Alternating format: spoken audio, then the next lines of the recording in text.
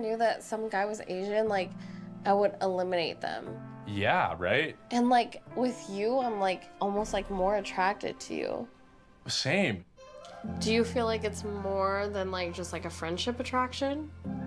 Am I the only one who feels like they could have waited? We didn't need another Love is Blind back to back. They could have waited a bit and actually cast people that are more deserving or people that are ready for marriage. Because sadly this season I don't have a couple that I can say, oh, this couple stands out to me. Sadly, no. Maybe Patrick and Anna, I could see something there, but everybody else, I'm yet to see anything. And the idea that this guy proposed to Madison, I don't get it. He is looking for somewhere to stay. He's already said he wants to move in with her, and as far as I'm concerned, that's it. Do I think Ali and Anton looked cute? Not really. I personally don't understand their connection, and I think they're going to be like Alexis and Brennan for me, in the sense that we don't get to hear most of their conversations. We suddenly get to their proposal, and here we are. Anyway, I digress. Hey there, thanks for stopping by. It's your girl Valerie. Welcome to my channel. I'm so sorry for the late reviews. I've just been bombarded by Love Island games and Marriage at First Sight, so here we go. If you're new here, don't forget to subscribe, click the like button, turn on the notification bell for when I upload new videos, and definitely leave a comment. In this episode, I'll be reviewing Love is Blind Season 9, Episode 2. So we start off with a reveal for Anton and Ali. What do I think? Anton knew what he was looking for because he already knew her background, her ethnicity. So he had a slight idea of what women from that part of the world look like. He said she was stunning, they were very cuddly, they were very kissy. They did speak about initials. Do I buy their connection? Not really. Because I didn't get to sort of be sucked into their conversations enough to sort of think that there is a genuine connection. They might surprise us, like Alexis and Brennan, because I barely understand that connection as well. So they might surprise us. They might have had conversations that production thought were boring, but were actually very insightful into how they got to the proposal stage. But they really seemed very excited. The fact that this man had to stop and take a moment to pour himself another glass of champagne was just like, is there a problem here, or is it just him being him? Anyway, we move on to Joe. Joe, for me, I don't get Joe. Because Joe started talking to Madison about her cats. Do you have cats? You know, with your cat, does it shed? Does it sleep with you in bed? He then brought up the issue that his lease is up in July. And because she owns her own condo, I think she said, he then asked, do you want me to move in with you or whatever? Because I'm about to look at property once my lease runs out. And it's like, is that a determining factor in why you like her? Why did production feel the need to play it? Are we going to see some mess later on in the season about this or what? I don't get it. And so I hope he really likes her, because this girl has revealed that she's having issues with her sight, and gradually she might actually lose her sight. She doesn't know when or how it's going to happen, but she knows that at some point her sight could become really bad. And I'm worried that he might not be as genuine as he makes out. He did ask, is there anything that can be done to change it? She said there's nothing that can be done to, fix it or to reverse it. And I'm just acceptance. I assume she's been through the stages of grief and she's finally realized that this is where she is. So hopefully this works for her. We had Nick. Nick went on a date with Katie. She's the registered dentition. I think he said he's got corny catch-up lines, but then he says he shares the same values with Katie. He's a luxury watch dealer. And he was telling her that I've made breakfast for everyone. This reminds me of that guy, is it last season or the season before, the one who kept talking about his money and the fact that everyone in his family had passed away and left him with money. And this is the impression that I got from Nick. He made a very terrible joke about kids, which I didn't get, and I don't understand why Katie was laughing at that. She said she was engaged before and he cheated 3 months after her mom passed away. And so, she really struggled with that. And it was really bad that how could you do that to someone who's in the middle of grief, but then some people don't have a conscience. Anyway, they had a conversation, but it wasn't captivating enough for me to sort of sink my teeth into or to understand what's going on with the two of them.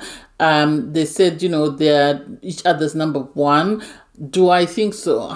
I don't know. None of these guys stand out. And sadly, I think season 4, in my opinion, will go down as the best season because people in season 4 were really keen to get married and are still happily married at the moment. So I don't know. Maybe it's just me. So Nick then went on a date with Annie. And here's what I think. With Love is Blind, I've noticed that people always have two types of connections. One where they're emotionally invested, and another one that's just physically talking about sex, making inappropriate innuendos and sort of flirting and stuff. And this is what it seems between Nick and Anne, because they were talking about the fact that it's getting real and they were deciding, which partner was best for them. They spoke about equal partnership, but I felt it was very sexual, their conversation. You had Anne say Nick is not her number one. Her number one is Brennan, who's 30 and a team manager. What do I think? I don't know. I actually didn't understand her. I don't think she's there for the right reasons as well. I think production were just casting people just to get the numbers so that they could shoot, whether it's because they wanted to make sure they didn't, I don't know what the idea behind the season was. Brennan, they said they have a great bond. They discussed their childhood memories and, a very good childhood memory. Do I think anything stood out between the two of them? No. Do I think I understand what she meant is her number one? No. Both Nick and Brennan, I don't think, are her people. I think at times, yes, it's good to be on TV, but at times it's best just to say, this is not it for me and keep it stepping and go home. So they had a date. I think he's a good guy, but I still didn't understand the conversation. And then we have, this guy, Edmund. I don't understand Edmund. Edmund appears to be on the spectrum because some of the things that he was doing were inappropriate. The fact that he was laying there with his face down on a dirty floor, a grown man, and he is 28 years old, doesn't make sense to me. The other guys were actually teasing him and saying, oh, your immune system must be really very good because of the fact that some of the stuff that you do, I would be sick. And it's like, yeah, surely. And you have Calibra sort of speaking to the girls on the other side, and it's like, she's saying he's a safe zone. Does she know who she's dealing with? She's a social worker, so I don't know whether that is sort of clouding her judgment, the empathy that comes from that, and whether she's sort of mistaking the empathy for love. Because they had a date. It was really cute. She really looked well dressed. She said he's a safe space. He makes her feel comfortable and he allows her to be vulnerable. He had him say he wanted her family to accept him. And it's like, this man grew up in care and seems to be looking for a family or a new family to take him in. And so I don't get how he thinks she's right for her and how she thinks, he is right for her. They spoke about his mom. He said he's at forgiveness with his mom. He understands that she went through a lot of challenging situations that made her choose certain or make certain decisions that might not have been in his favor, but he's at the point whereby he's accepted that. Good for him. Good for him. She, on her part, said, her dad was absent, so she has no space for him in her life. She grieves the lack of contact with her dad and the lack of a relationship.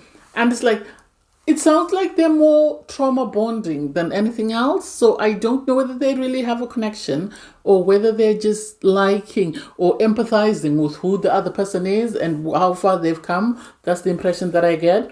Megan W. I really don't understand why she's here. I really don't understand. I'm just as confused as anybody else. She says she's got a connection with Blake. She's got a connection with Mike and Jordan. So she is sort of trying to suss out who is best for her. She went on a date with Jordan and said they are very aligned. They discussed looks. It seemed fun. And, she said it brings out her inner child. Do I think so? No, I don't think so. Jordan, if I'm not mistaken, is the one with the kid who said he had gone off her or something. I might be mistaken, but I don't think these are her people. She went on a date with Mike. She said she's always dated older guys.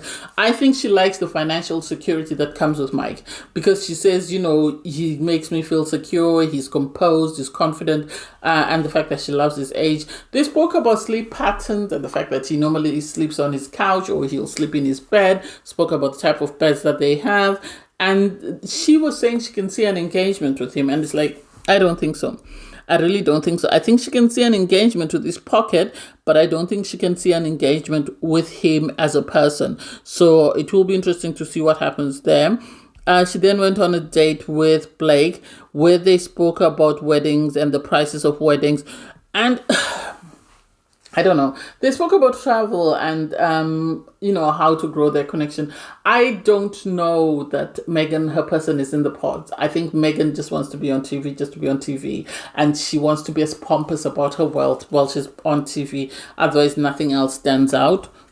Blake was saying, although he's on a date with Megan, his number one is Anna, and so he set up a camping date. It was really cute. It really, the team really did a great job. Production did a great job because they had s'mores, they had games and stuff, and so they were camping. They spoke more or less along not languages per se, but they were sort of speaking about what the expectations in regards to the relationship.